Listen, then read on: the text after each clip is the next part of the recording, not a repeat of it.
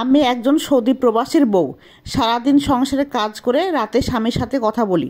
সেই দিন আমার স্বামী রাতে বারবার ফোন দিচ্ছিল। এই দিকে আমার ননদ এসেছে তার ছেলে মেয়ে জামাইদেরকে নিয়ে। কাজ করতে করতে এত সময় পার হয়ে গেল যে স্বামীর সাথে কথা বলতেই পারলাম না। কিন্তু দেখলাম হঠাৎ করে আমার স্বামী রাতে আমাকে মেসেজ দিল। মেসেজে লিখলো, বউরে আমার মনে হয় আর দেশে ফেরা হবে না, আমার শরীরটা ভীষণ খারাপ। তখন আমি পাগলের মতো কল ব্যাক করলাম। ভিডিও কলে আমার স্বামীর মুখটা দেখে আমার কলেজাটা কেঁপে উঠলো।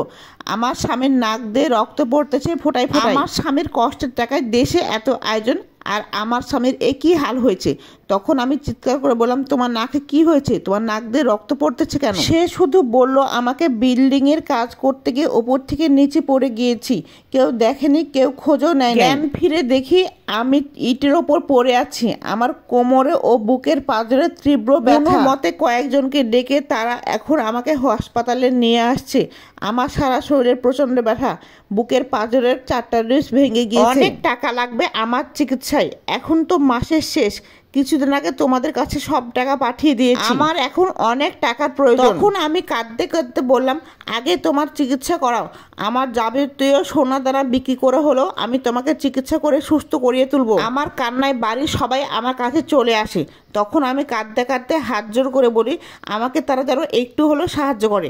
তখন আমার ননদ মুখের উপর বলে, এখন তাদের পক্ষে সাহায্য করা সম্ভব না, তারা এই মুহূর্তে কোনো টাকা পয়সা দিয়ে সাহায্য করতে পারবে না। অথচ আমার এই ননদের পড়াশোনা, বিয়ে, গয়না গাঠি, সংসারের যাবতীয় ফার্নিচার সব আমার স্বামীর টাকায় দেওয়া। আমার শ্বশুর আমাকে কিছু টাকা দেয়। আমার শাশুড়ি কাঁদতে কাঁদতে অসুস্থ হয়ে যায়। আমি প্রায় পাগলের মতো হয়ে যোগাযোগ করার চেষ্টা করি, কিন্তু কোনো যোগাযোগ করার মাধ্যম পাচ্ছিলাম না। বুকের ভিতরটা তখন দুমড়ে মুচড়ে যাচ্ছিল। হে আল্লাহ, আপনি কোন পরীক্ষায় ফেললেন? 3 দিন ধরে আমার স্বামীকে এত করে ফোন দিলাম, সে একটিবারও ধরেনি। তার রুমমেটকে ফোন দিলাম, সেও ফোনটা কেটে দিল। পরিস্থিতিতে একজন প্রবাসীর স্ত্রীর মনের অবস্থাটা কি হতে পারে আমি কিভাবে সেটা আপনাদের বোঝাবো? ননদটাও তার কিছুক্ষণ পরে চলে গেল। আমার সন্তানকে বুকে চেপে ধরেছে আর কাঁদতেছি। এভাবে 7টা দিন পার হয়ে গেল। একদিন দেখি হঠাৎ করে তার রুমমেট আমাকে ফোন দেয়। থেকে শুধু শুনলাম ভাবি, তারপর কান্নার আওয়াজ চলে আসলো। তারপর আমি বুকে পাথর বেঁধে বললাম, কি হয়েছে ভাইয়া? এতবার কল দিলাম তাও আপনি ধরলেন না। আমার স্বামী কোথায়? সে কেমন আছে? তাকে ফোনটা দিন। তখন সে উত্তরে বলল, ভাবি ভাইয়া আর দুনিয়াতে নেই। তখন আমি চিৎকার দিয়ে বললাম, কি বলতেছে এসব? তোমার কি মাথা ঠিক আছে? তখন সে ফোনের ওপার থেকে বলল, আমরা অনেক চেষ্টা করেছিলাম ভাবি, কিন্তু পারি নাই। হাসপাতালে নিয়ে যেতে অনেক দেরি হয়ে গিয়েছিল, বুকের ভিতরে রক্তে জমে গেছিল, আমরা পারলাম না তাকে বাঁচাতে। আপনি শুধু ফোনে কল দিচ্ছিলেন, আমরা ধরি নাই, আমরা ধরার সাহস করতে পারি নাই। আর ফোনটা ধরেই বা আপনাকে কি বলে সান্ত্বনা দেবো? তখন আমরা সবাই মিলে শত চেষ্টা করেও তাকে বাঁচাতে পারলাম না। আমরা সবাই মিলে প্রবাসের বুকে ছিলাম। কত স্বপ্ন নিয়ে আমরা প্রবাসে এসেছিলাম। আমরা কত আশা করেছিলাম আমরা সবাই মিলে একসাথে দেশে যাব। আমাদের আর সে আশা পূর্ণ হলো না।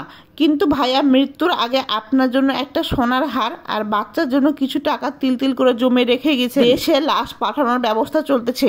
আপনারা সামনের সপ্তাহে লাশ পেয়ে যাবেন। এ কথা শুনে আমি একেবারে নিস্তব্ধ হয়ে যাই। তখন আমার 3 বছরের বাচ্চাটা এসে বলল, আম্মু তুমি আর কি হয়েছে? তুমি কান্না করতেছি কেন? তোমাকে কি আব্বু বকা দিয়েছে? আমি চিৎকার করে কাঁদতে কাঁদতে বলি, মা রে, তোর আব্বু কোনোদিনই আমাকে আর বকা দেবে না, তোকে কোনোদিনই আর কোলে নিতে পারবে না। আমার শাশুড়ি আমার কান্নার আওয়াজ শুনে ছুটে আসে। আমার মুখ থেকে এসব কথা শোনার পর আমার শাশুড়ি জ্ঞান হারিয়ে ফেলে। আমিও জানি না আমি কখন মাটিতে পড়ে জ্ঞান হারিয়ে ফেলেছিলাম। পাড়া পড়োশিরা এসে আমাদের হাসপাতালে নিয়ে যায়। আর 1 সপ্তাহ পর আমার স্বামীর লাশ দেশে আসে। তখন আমার স্বামীর মুখে দিয়ে তাকিয়েছিলাম আর ভাবতেছিলাম, আমার স্বামী আমাদের 2 মুঠো ভাত এবং একটু সুখের জন্য কতই না কষ্ট করেছে।